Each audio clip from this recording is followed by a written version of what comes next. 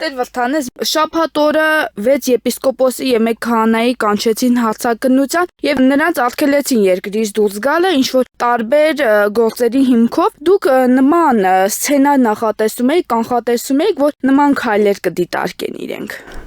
Կան իրենց քայլերը շատ, ասենք, sense կանխատեսելի են։ Հակաեկեղեցական է Արշավի հետ կապված, իրենք ամեն ինչ անում են, որ եկեղեցու խաղաղ բարոր կյանքը խաթարեն։ Եկեղեցու բնականon գործունեության համար արհեստական խոչընդոտներ են ստեղծում։ Այսինքն Նիկոլ Փաշինյանը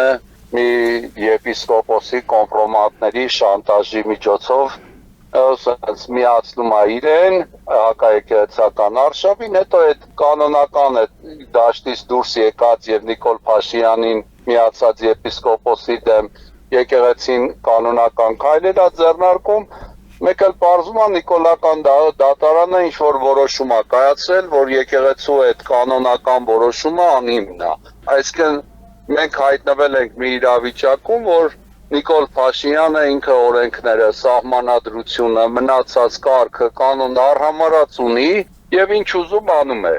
Անարխիա է սա։ Պետական պաշտոնյայի կողմից օրենքների, կարգերի, կանոնների ոտնահարում է։ Թվում է, թե բոլորս օրենքի առջև հավասար ենք եւ այդ օրենքի առջև պիտի նաեւ հավասար լինեն եպիսկոպոսները, արքեպիսկոպոսները, քահանաները եւ բարձ քաղաքացիները, բայց տեսնում ենք, որ այդպես չէ։ Ասենք օրենքի առջև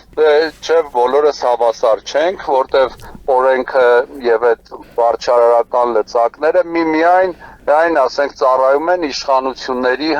շահերին։ Եվ Նիկոլ Փաշինյանը ինչպես ուզում է օրենքների հետ, սահմանադրության, պետության օրենքների, եկեղեցու ներքին կյանքին խառնվելուն, մնացած հարցերին ինչպես ուզում վարվում է։ Եվ սա ոչ նորմալ է, անբնական վիճակ է,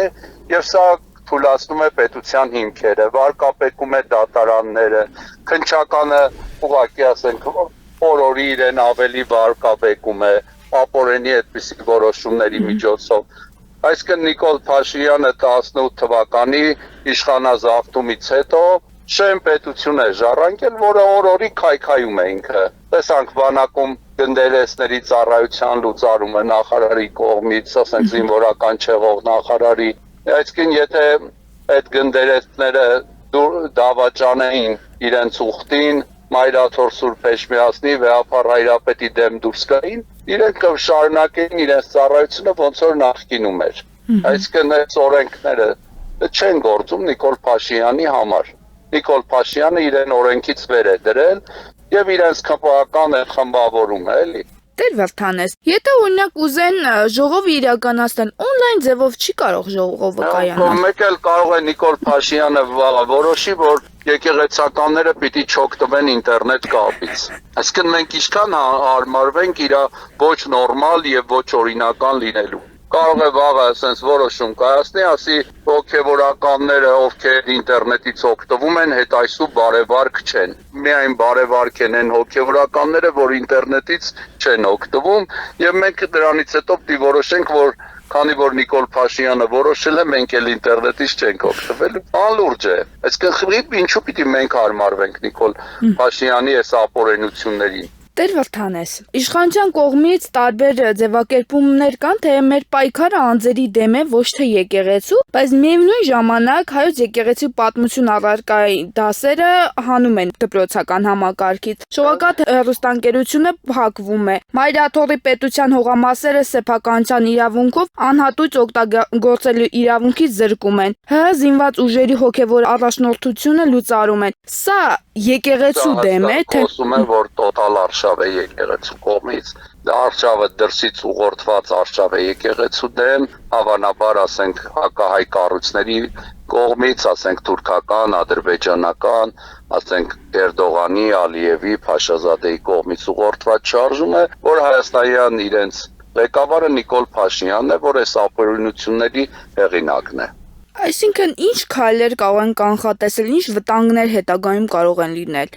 Չենք կարող ասել ինքը ինչեր է ընդունակ, որտեվ ինքը օրենքից դուրս է գործում եւ ապօրենություններ է կատարում։ Իսկ չես կարող իմանաս, ասենք օրինախախտը հաջորդ ինչ օրինախախտում կանի։ Դեր Վրթանես, իրենց մոտ հակասությունները մի քիչ շատ չեն այն առումով, որ ասում են մենք Իրենց մոտ եպիսկոպոսի ամենամեծ հակասությունները վերաբերում են նախընտրական խոստումներին եւ ընտրվելուց հետո արելիք քայլերին։ Այսինքն իրենք բոլորին ամեն խոստում տվել են, այդ թվում եկեղեցուն ասել են, որ մենք եկեղեցու գործերին չենք միջամտի, մենք դրա իրավունքը չունենք, եկեղեցին առանձին է եւ այլն, բայց այսօր իրենք իշխանության են եւ անում են այն ամեն ինչը, ինչ որ հնարավոր է պետական լծակները օգտագործել ապօրինի կերպով։